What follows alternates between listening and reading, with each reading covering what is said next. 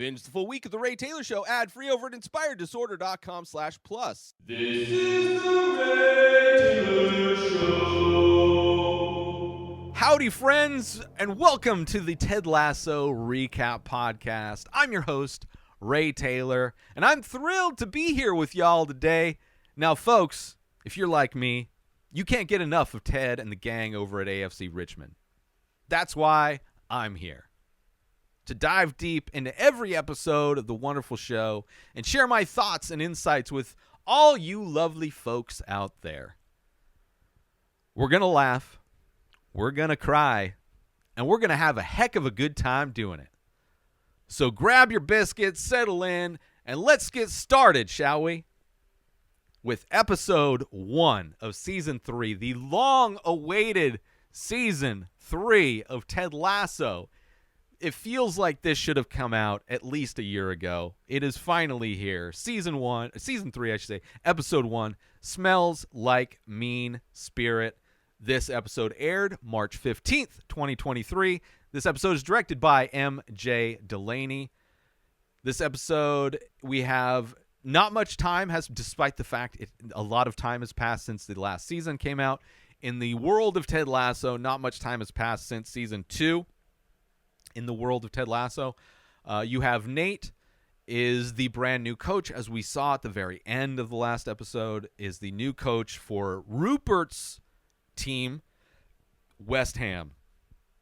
Right, that was the big Nate's kind of trajectory in season 2, becoming a villain, learning confidence to impress his parents on their anniversary. And we saw how that confidence and his ego, when it came to finding success, especially through social media, how that has turned Nate into a villain. So at the beginning of this episode, he is the coach, new coach, very still new coach of Rupert's team, West Ham. Keeley is now running her company. As we saw, investors of Banter wanted her to start her own PR company. You have the remaining Diamond Dogs, although Nate was part of the Diamond Dogs, right? The remaining Diamond Dogs, they're trying to figure out how they will run the team without Nate, who had very creative ideas for how to use the team. You have Rebecca is in a war against Rupert, kind of continuing, especially now that he has a team, now that he's poached one of her coaches. There is her focus is to destroy Rupert in this season, clearly. So that war only intensifies between them now that he's at the rival team, and is also predicted to do better than Richmond in this season. Richmond predicted to be relegated again, right? They were promoted after the last season, and we find out that it's pretty common for teams who are relegated who promoted to be relegated the next season, but that is where they're predicted to finish last at the end of the season. And Ted is starting to question why he's even still in London. Let's dive into this episode of Ted Lasso, the first of what should be the final season. I can see how they might continue it. I have predictions, which I will talk about at the end of the episode. I have predictions for this final season. I have ideas of where everything will be ending up and where it will go forward, and how I could see them. It will be a changed show. I could see maybe even changing the title of the show. But I could see how they could continue this story past this season, at least if my predictions hold true. But we'll get there at the end of this. Let's get into this episode. So starts off with a kind of a disheveled-looking Ted Lasso with his son at the airport. He gets an "I love you" text from his wife on his phone, but it's clearly not meant for him. It's meant for his son, Henry. And his son gives him a little Lego Premier League trophy as he's leaving. So he spends 6 weeks. His son spent 6 weeks with Ted in London, and now his son is flying back home to be with his mom. On the way home from the airport, Ted in the black cab, on his phone, he calls Sharon, Dr. Sharon, and now that he's kind of finally at the end of last season, opened up to therapy and really made a connection with Sharon and is continuing that, calling her on the phone, still his therapist, still paying her to help him. And so he comes home to the recreation his son built, probably they built together, of the fictional Nelson Road Stadium that Richmond plays at in Lego form. And he, with complete versions of all of the Richmond people in Lego form, so all the coaching, all the staff, Keeley, Roy, all that stuff, Rebecca, which is cool to see. And now it's complete with the Lego Premier statue, which his son, wants them to win the whole thing, right? That is the goal. And on the phone, still with the doc, he's guilty about his son having to fly home alone. And Sharon, kind of encourages, like, don't worry, children are resilient, and the sense of autonomy is good at his age. In my life as a kid, I had the opportunity I would usually spent summers with friends and their family. And one of my friends from childhood, his family moved to Hawaii. So I had opportunities. They had like a bunch of frequent flyer miles. So I got to visit them during the summer in Hawaii, which meant that I usually flew with them, my friend's family, to Hawaii, and then would fly home by myself. And there was a time I flew home and nobody was there to pick me up. I spent, I don't know how long, searching the airport for my mom, wound up at the baggage claim where at this point it had been completely cleared out and all of my baggage had been taken off the conveyor belt and set aside.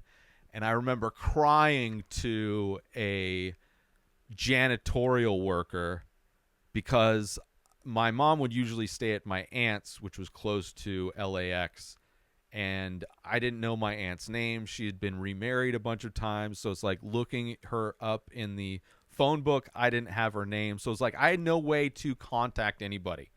And I was like alone at an airport by myself and just bawling to this woman who was a janitorial worker. Then I heard over the intercom, go to the courtesy phone or whatever. I pick it up. It's my mom crying. Like, oh, I'm sorry.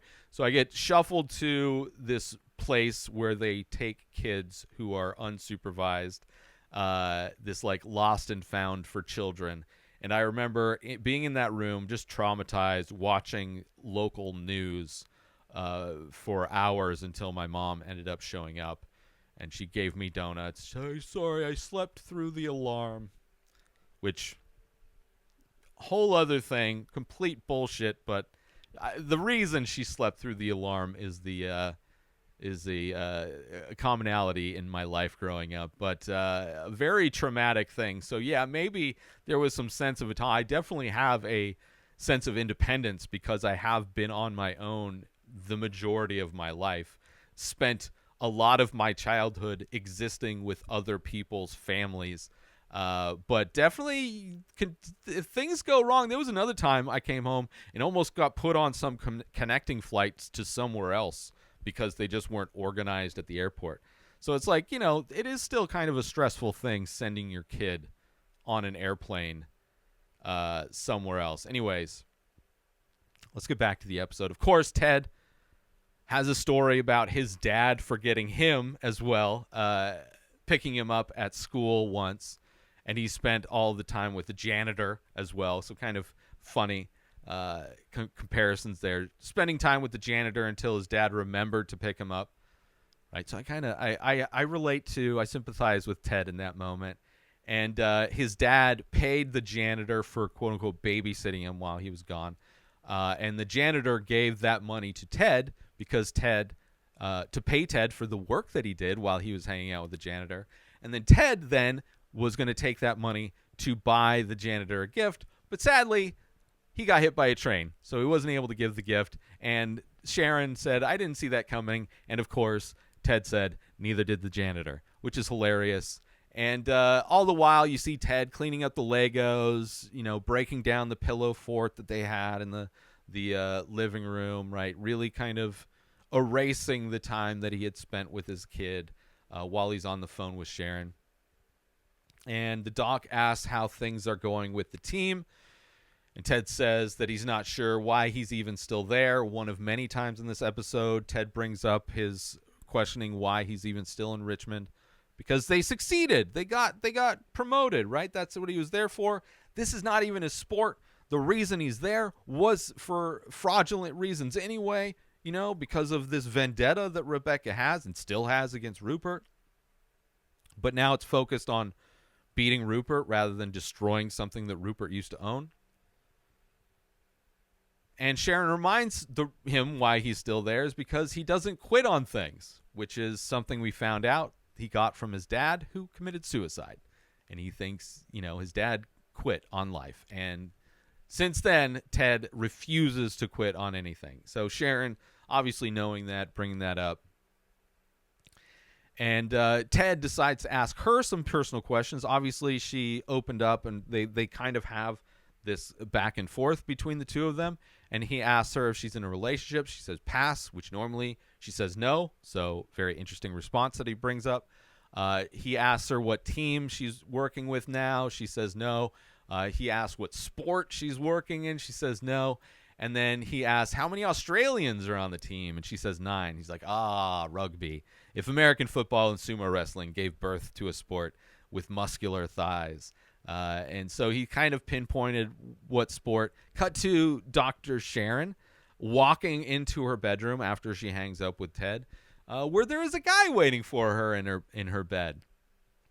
So we know nothing. We find out nothing about this guy. I have no idea through the course of this episode if Sharon and her relationship she's in with somebody is it plays any kind of effect in the overall story, but it's cool to see.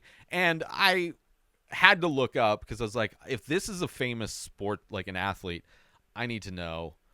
And it's not. It's just an actor. But we do find out, at least he's credited as Chuck. So we'll see if Chuck comes back. But yeah, so I had to double check because I didn't want to be embarrassed. He's like, I don't know who this guy is. I think maybe, and he's not. He's not a soccer player. He's not a rugby player, which would have been, right, which makes it seem like this is a character that might come back for some reason. Because otherwise it would have been a great cameo if they got a famous rugby player to be in her bed. Regardless, cut to Rebecca on her laptop, pissed off that every media outlet predicts the team to finish last, including Higgins' son, who writes a sports blog in the kitchen, which they call his home office. Ted comes in, as he does every morning, with his daily biscuits for Rebecca, and she notices that he's not as cheery, and he's bummed out because Henry just left. And Rupert's new team, West Ham, is predicted to finish 4th, which even makes the fact that they're predicted to finish last even more, gets under Rebecca's skin even more. And her focus is only on beating Rupert. Higgins recommends that for the team, potentially get some new firepower, right, to compete and to make sure that they don't finish last. Ted seems pretty content to just keep going with the team as it is. Rebecca doesn't really like that. Rebecca wants Ted to win. Wants to win the whole fucking thing like he said he would do, right? And she's kind of not happy with his lack of motivation or positivity, right? She misses Ted's hopeful energy. She wants the fighting Ted, right? And not this king of mediocrity, which is, kind of brutal. Cut to the team in the locker room who are also all riled up about being predicted to be coming last. You have Jamie Tart still feels like he's the reason why it'll be like he'll be enough. I'm Jamie Tart. I'll make this happen, right? You have John, one of the other players still brutally honest, mentioning that it's very common for teams that are promoted to fall back the next year. You also have Roy Kent finally talking to Coach Beard, telling him about Hoosiers that he finally got around to watching, asking why they even call it Hoosiers. You have Ted coming in, learning more about soccer because he spent a lot of the time with his son playing FIFA while he was in town. You have Roy Kent wanting to stick to the fundamentals of the game now that Nate is no longer there to be creative. Also refers to the team as underdogs, which, not something that they like, the positive kind of feeling. West Ham is referred to as the overdogs, or at least Ted wonders why they don't call them overdogs. And Coach Beard's like, oh, well, actually, top dog is kind of the term that is used. And cut to Nate, who is pulling up to his new job as coach at West Ham, this giant stadium. You see him in his little Mini parking next to these supercars, right? Completely, when he goes in, completely ignores the employees that try to say hi to him as he walks in, right? Like, he is super ego, not even considering their existence whatsoever. He's just absolutely a full dick, right? The first thing he does when he sits down in his office is checking social media because that's what fuels his ego, right? And the prediction, right? Or my prediction is that the social media, they're going to use social media against Nate, right? Because he is so focused on social media. I think that potentially one thing that might happen later on in order to get at Nate, to rile him up, is either on purpose or just by virtue of who Ted is compared to Nate. Social media will play into Nate's downfall, which I think is going to happen in this season. Right? Because he's obsessed with being the wonder kid, right? Rebecca goes to visit Keeley at her new marketing/PR company. Keeley shows off her office and the cool privacy glass in her office, and immediately after turning on the privacy glass, breaks down crying on Rebecca's chest, right? Complaining how she has no time, that she actually scheduled this time to break down and cry. She double booked it with the lunch that she's supposed to be having with Rebecca. So clearly very overwhelmed Keeley. I have predictions what will happen with Keeley in this episode. You have practice. Everyone is distracted at practice by the poor predictions. And even mentioning that Paddington, the Twitter account for Paddington Bear, doesn't believe in their team. And Ted decides to take them on a field trip to change things up. And we find out that the bus driver lives at the stadium, right? And he's a former cult leader. Probably won't play into anything, but kind of a fun little aspect of that character that only shows up for a second. But Ted's taking the team on a field trip.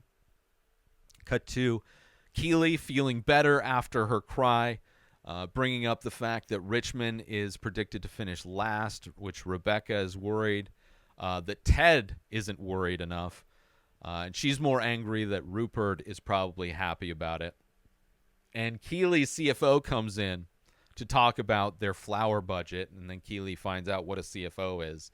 And really, not a CFO that was brought in by their investors to make sure that they're not overspending. So it's like Keeley's finding out she doesn't have the freedom she has. It's not necessarily what she envisioned for her company.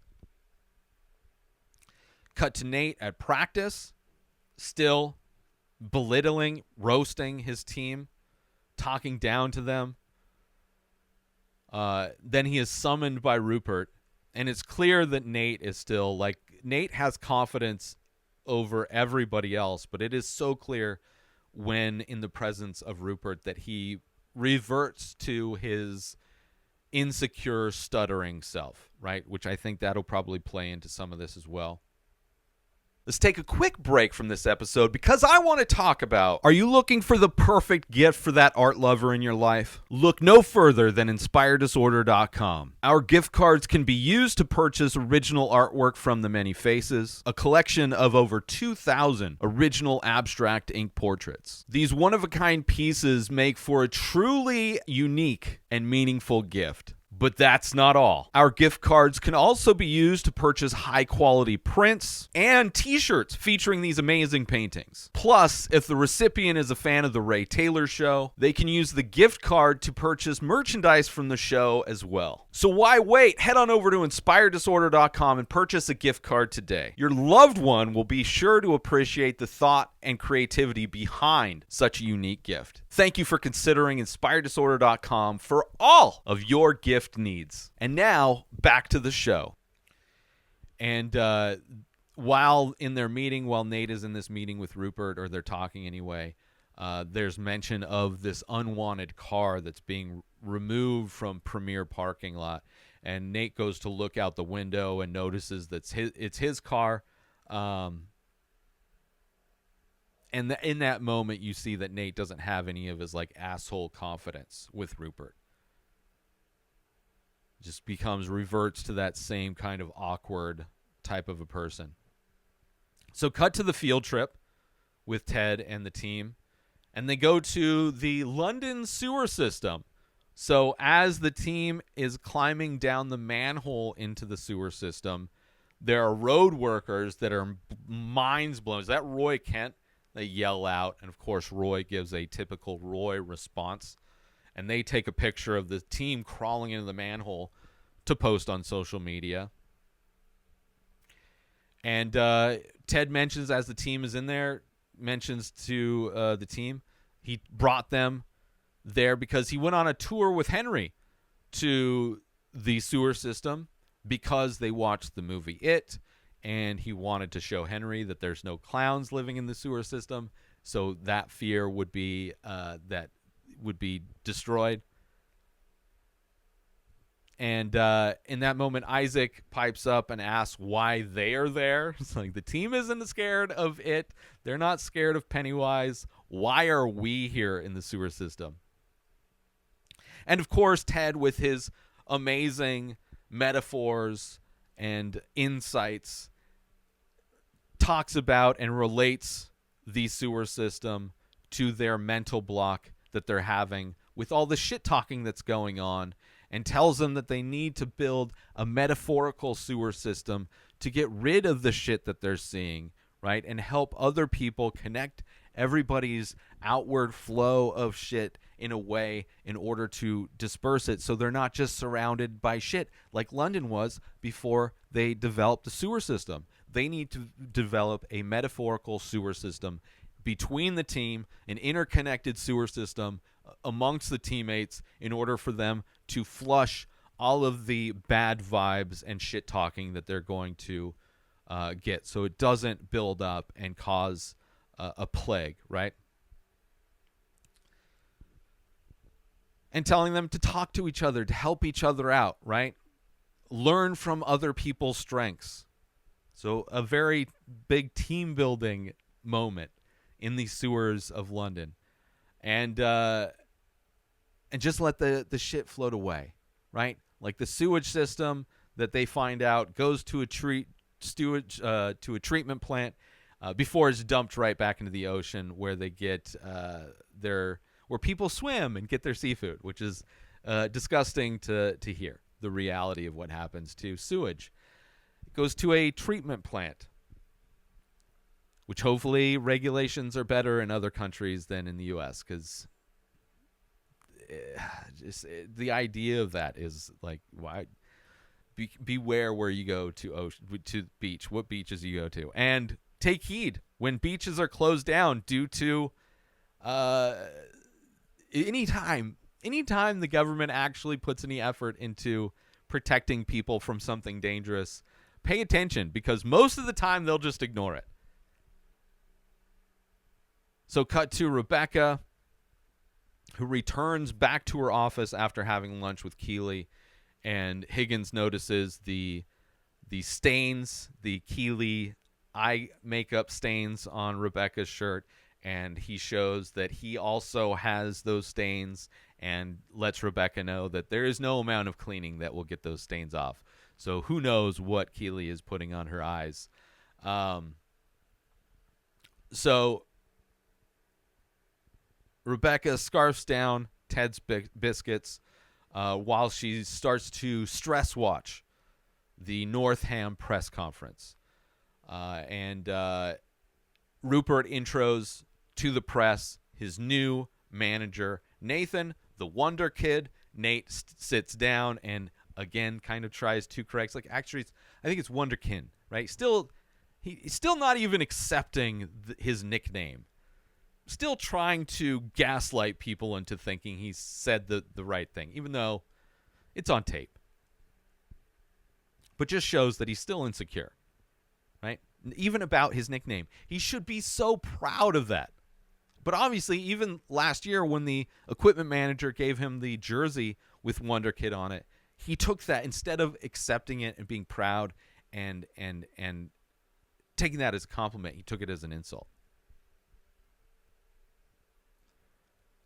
So Nathan gets a question about how he's getting along with his new team, and he gives this quote from a movie, right? That he's getting to know them, getting to learn all about them, and he kind of realizes, and in that moment, it's all bullshit. He doesn't care about his team. He belittles his team. He looks down on his team. He doesn't know who they are, but he gives this like fake answer, and then he drifts off and like goes down, hides behind the desk at this press conference, right? And clearly overwhelmed. And he didn't do his thing to get confident, where he gets really big, looks at himself in the mirror, and then spits on the mirror, right? That is how he kind of gets his confidence, right? As taught by Rebecca and Keeley. So while hiding under this desk, he spits on the floor, gets back up in his confident self, right? That is the Jekyll and Hyde type of a change that he goes through.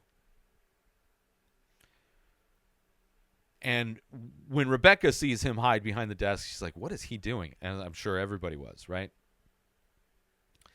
And even in that moment before he spits on the ground, he has these like flashbacks of Richmond, right? And maybe guilt that he had respect for Ted, right? He flashes back to a picture that he gave Ted, thanking him for all that he's done, helping him grow, right? I mean, Nathan literally wouldn't be there if Ted didn't give him the opportunity, didn't make him a coach. He wouldn't have his confidence if not for Keeley and Rebecca teaching him how to gain confidence. Everything he has and everything he does is 100% tied to and responsible by the people at Richmond.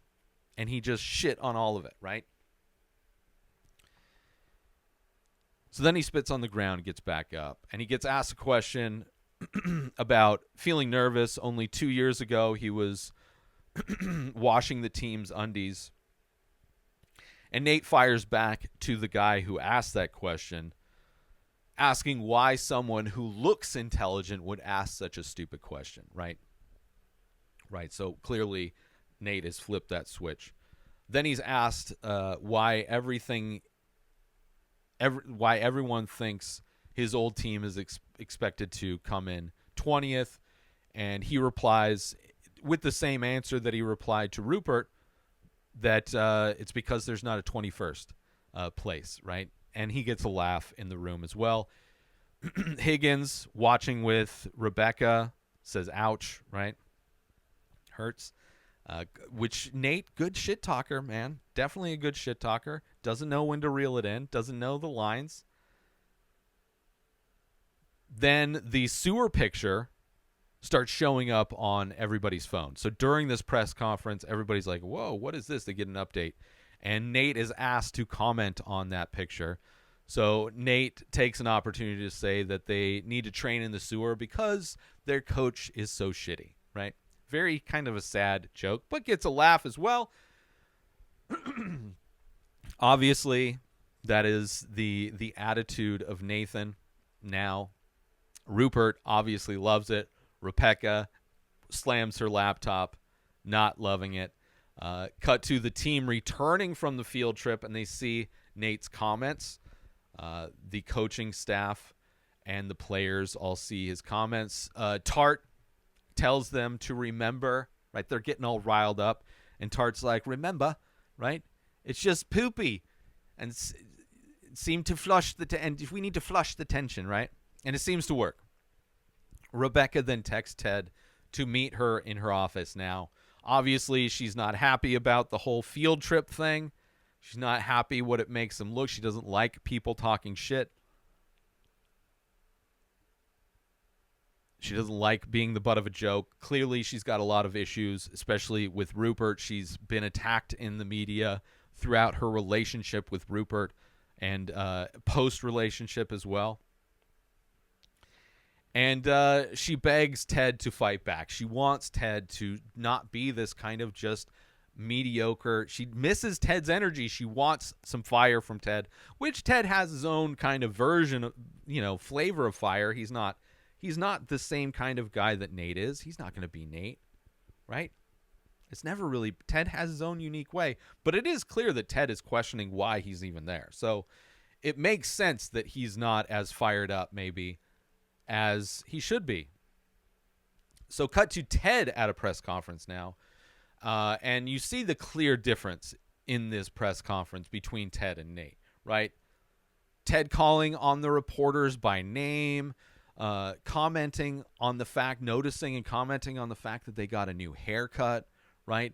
Asking if it has any kind of bringing up personal, being very personable, as he always is, right? He's always that human connection, always a sweet guy, always caring about everything else. And the reporter that he calls on asks what his thoughts are on the team being predicted to fail. And Ted, being Ted, makes a joke about the expectations of being as low as a snake's belly button, right? Gets a laugh, right? Instead of being mean and getting a laugh, he gets a laugh comparing the sad state of the predictions for his team to the belly button of a snake. And for him, it's an opportunity and a chance to prove them all wrong, right? And that his hopes are as high as a giraffe's top hat. A new reporter at the Independent, now that Trent was fired for revealing his sources about Ted's panic attack that were Nate. Finding out at the end of last season, Nate was the source that told everybody that Ted had a panic attack. It wasn't food poisoning. And this new reporter asked Ted what his response would be to Nate, what Nate said at the press conference. And Ted cannot help but be positive, right? Tells him it was funny, that Nate got him good, right? Got a good jab in there, right? And he compliments how good Nate can be at spotting the weaknesses of the other team, right? So really building up Nate, giving positives, Nate is really good at finding people's weaknesses and leaning into it. He's like a junkyard dog, right? He's very smart, right? They're very lucky to have him over at West Ham. So being positive, killing him with kindness. And also, West Ham goes low, Richmond goes high, right? And also kind of an interesting potential commentary on, especially here in the U.S., which was brought up by Ted's son at the airport, the political landscape in the U.S. Maybe this, in some ways, the narrative in this season of West Ham and Richmond are very similar to the two types of people that exist in the United States, those who go low and those who go high. And, I wouldn't be surprised if that was part of the themes of this. this show in some ways, commenting on the different types of people that exist. And but Rebecca isn't happy with this. She's not happy with this. Is not the fire she wants from Ted, right? But Ted continues, right, that he's surprised that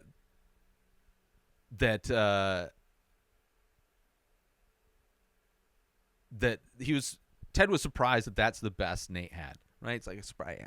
I'm surprised he didn't have more, right? Let me tell you, right? No, he didn't say anything about me being a dumb American. And then Ted starts to tell jokes about himself, very like Eminem in 8 Mile, right? Take the ammunition away from them.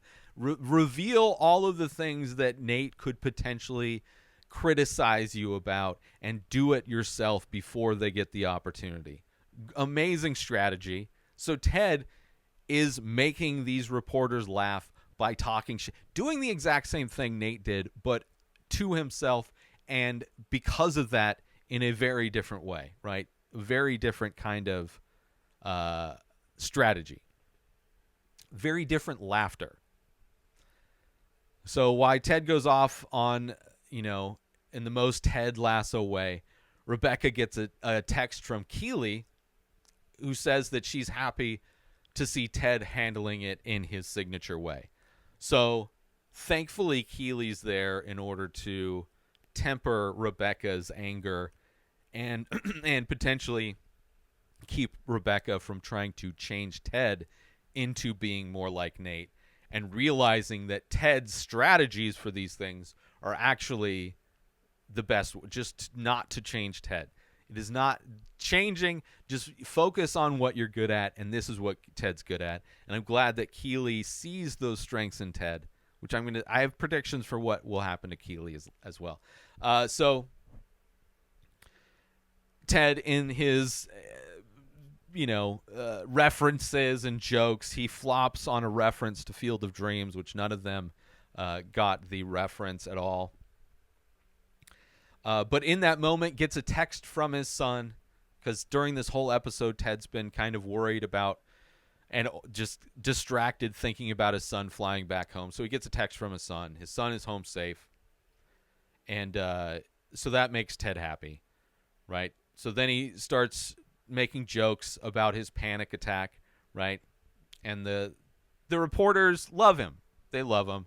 Nate, watching on his laptop, is angry that everybody is loving Ted and slams his laptop, and then immediately goes on to Twitter to just find the validation that he needs, right? And in that moment, he gets a text from his mom. Nate gets a text from his mom, who tells him that his dad is upset that he used the language that he used in the press conference, which we know Nate values the opinions of his parents, wants his parents to be proud of him, was the whole aspect of that episode during their Jade anniversary, getting that table at the window, right? The impetus for him getting confidence to begin with, for Rebecca and Keeley teaching Nate how to be confident, that he used for evil, was initially meant for him to make his parents proud of him. And he is now seeing that even like he has gone off course and he is not making his parents proud.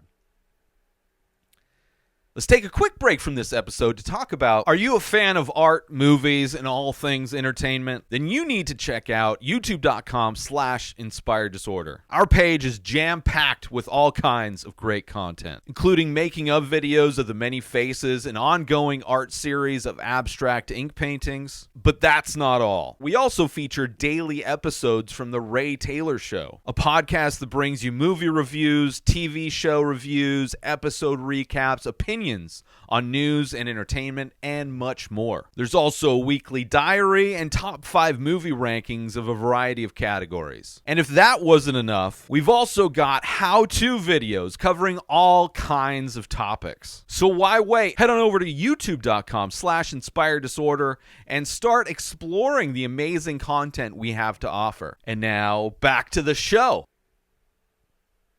So then, in that moment, Rupert's assistant comes in and gives a gift to him from Rupert. And there's a note telling him to trust his gut. And it's pretty obvious what the gift was going to be. He asks her what it was, and she's like, oh, it's a car. And so he goes outside, and it's like this brand new Aston Martin. It's pretty obvious that was going to happen, right? Because Rupert, right? He can't have his head coach coming in driving a Mini, right? They have a reputation to uphold, right? Which is, and a status and a attitude to uphold, which is like luxury, success, and the attitude that Nate has when he is that switch is flipped and he's confident Nate. Can't have his wonder kid driving around in a Mini, right? Too much of an embarrassment. So cut to now Keeley over at Roy's, right? She's been flaking on Roy. He's been wanting to get together with his niece, with Phoebe, because they need to tell Phoebe something. And the one thing that I thought was going to happen all last season, I was hoping wasn't going to happen all last season. This constant tension last season that it seemed like they were always on the verge of breaking up. And in this episode, they come clean and they tell Phoebe that they're breaking up, which is ridiculous. I have theories, though. I have a lot of theories what's going to happen. And it's a bummer. It's a bummer. They came clean. Phoebe doesn't even make sense for her, right? They say Roy says they're too busy and, more busy than before, right? And then Roy starts to talk about his new stress, that Nate is gone, and Keeley, tries to tell him everything's going to be fine, right? She's still supportive. It doesn't make any sense why they would break up. But they try to make excuses like, oh, Keeley's busy running this thing, and I'm busy. There's more stuff I need to do now that Nate's gone, right? I am not happy with this, but I hope that my prediction concerning this comes true.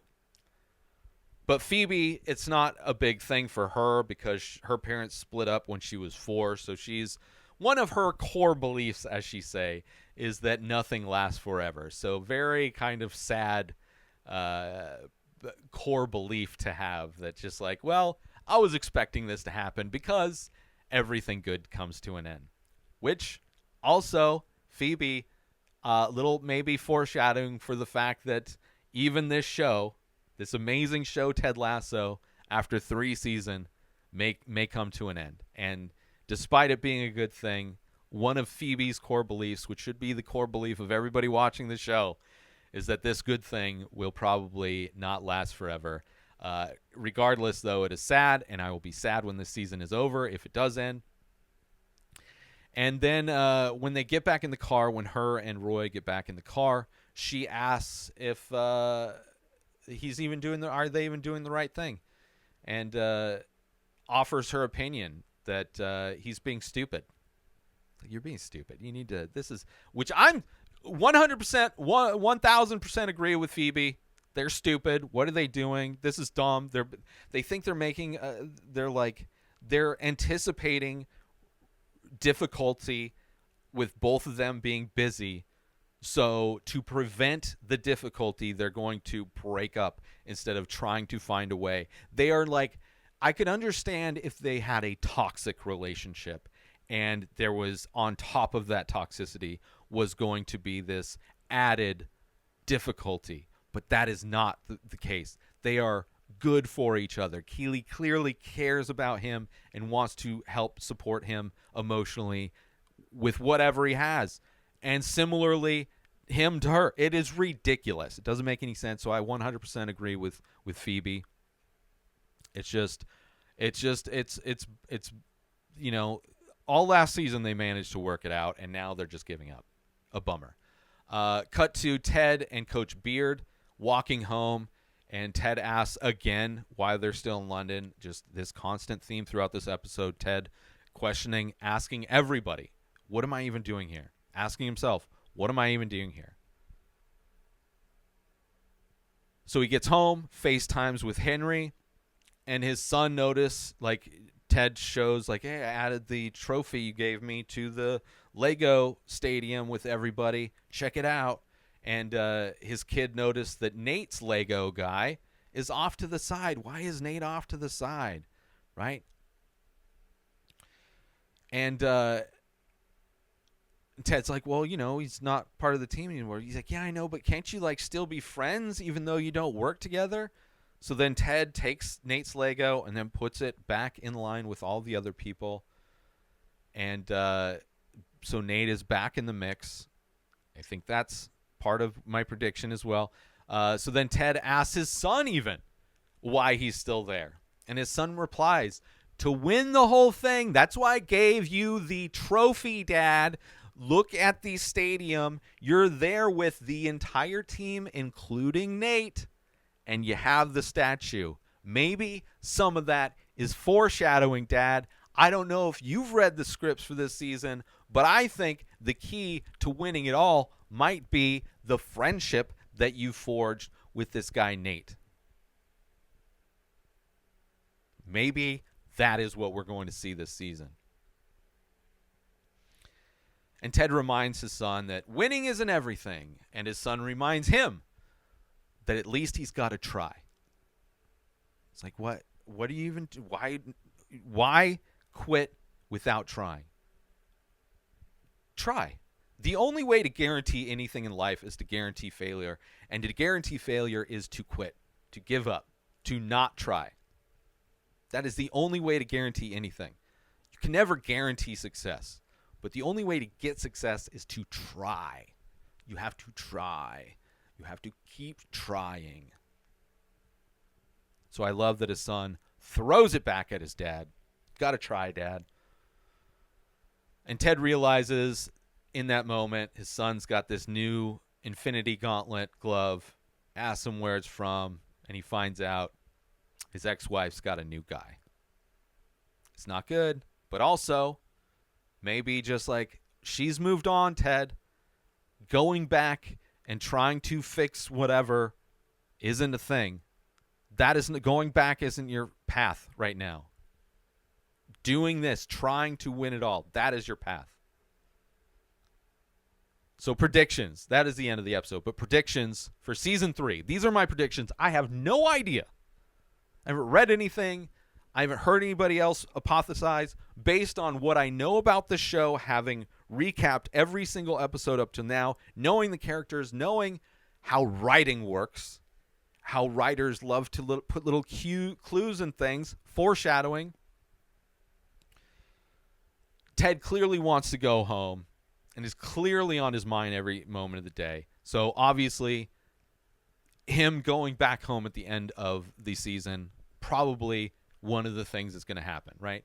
At the conclusion, whatever happens, that is why it's going to be the end of Ted Lasso, because he's going to realize maybe, or something else, which is another prediction maybe. But either way, clearly something on his mind.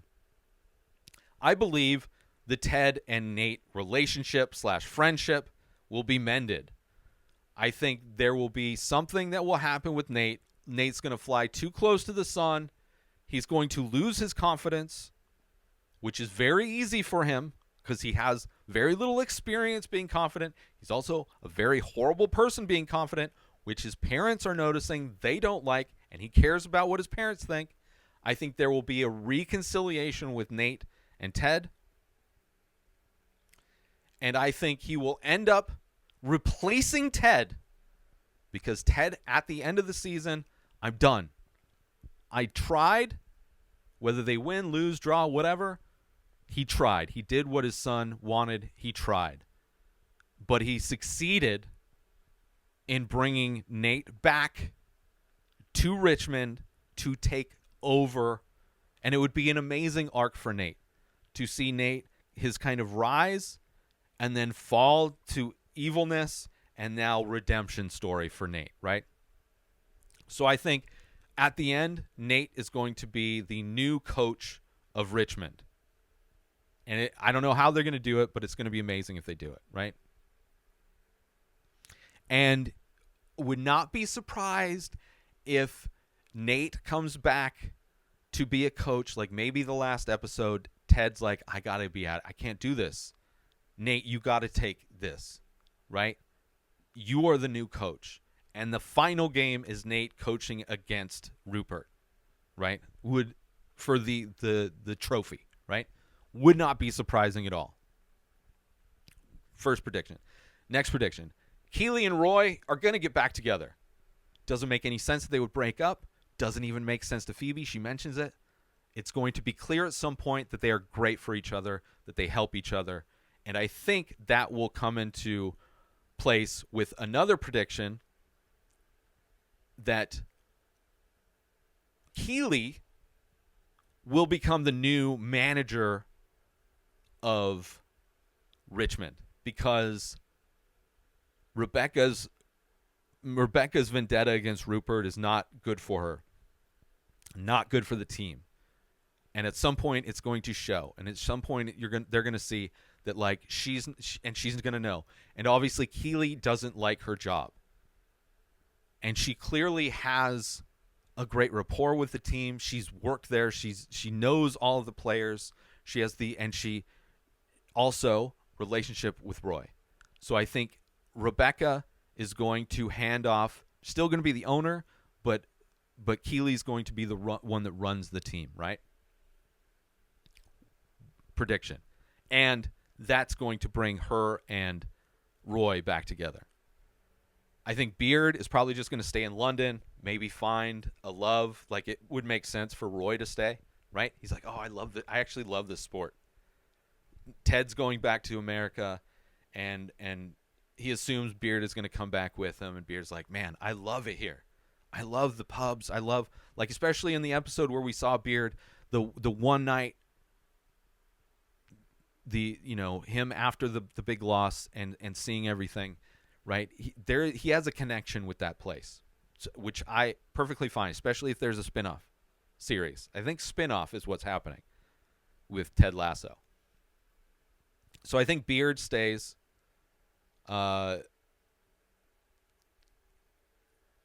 Keeley takes over the team, I think. Didn't get much of the team in this episode. It seems like somebody new will probably come in and shake things up. Right, we didn't see much of Tart and Danny and Sam, who are kind of and even Isaac. Right, we didn't really get much of any of them. So having a new player might shake up that whole dynamic. I would imagine there might be even an episode with Sassy Smurf coming in. Maybe she will be somebody that Ted considers staying with. Maybe Sassy goes with Ted to the United States. Also wouldn't be surprised if Rebecca's mom has an appearance in an episode. But those are my predictions. Nate taking over for Ted, which the spinoff would be Nate and just everybody there, Ted gone, and Nate kind of being the headline with Roy and Coach Beard and Keeley and like this new group, new dynamic. I don't really know how it'd work. It'd be tough for this show to continue without Ted Lasso, but I could see that potentially. I can see that at least being the end, how this season ends, how the series ends. Ted going back to be with his son. The arc of Nate's character would be perfect for that redemption story. Keeley being the coach, not doing the PR thing that she doesn't like.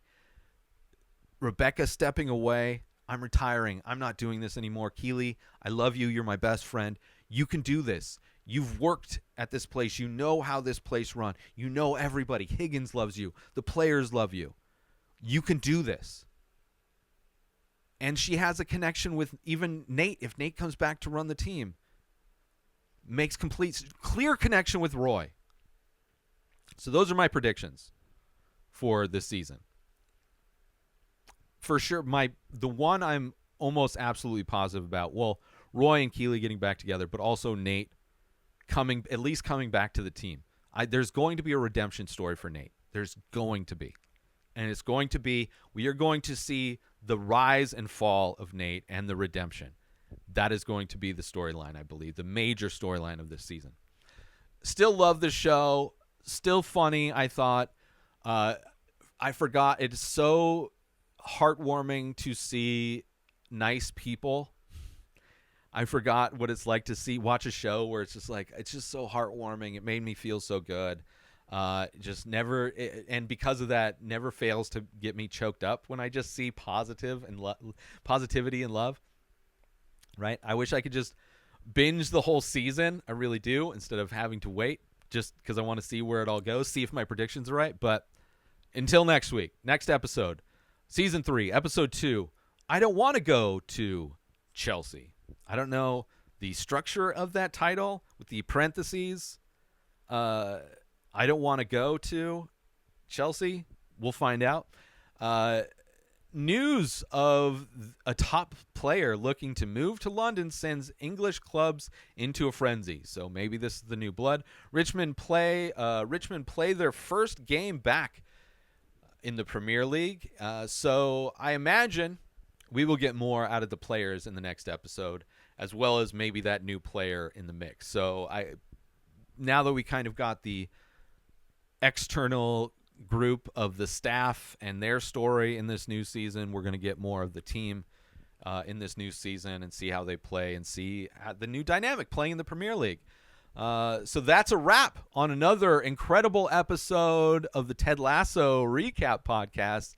Y'all have been tuning in, and I couldn't be more grateful. If you're loving what I'm doing here, please consider subscribing and leaving me a review. I want to make sure I'm hitting the bullseye every time I step up to the mic. Now, I know y'all have opinions, and I want to hear them. So reach out on social media at Ray Taylor Show on Instagram, TikTok, and Twitter, and let me know what you're thinking. I promise to read every message with the same enthusiasm as Ted coaching his team to victory. And finally, I can't wait to get back with y'all next week for another deep dive into the world of Ted Lasso.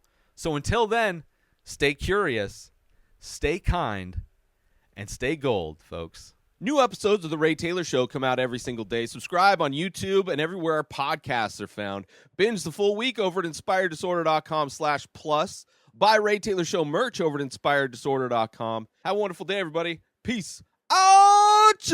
Today is the day where you wake up and you realize that everything that you've been dreaming about, everything that you've been wanting, every goal and wish and hope that you've ever had can become real. Dreams can come true. What you manifest in your mind, you can bring to reality.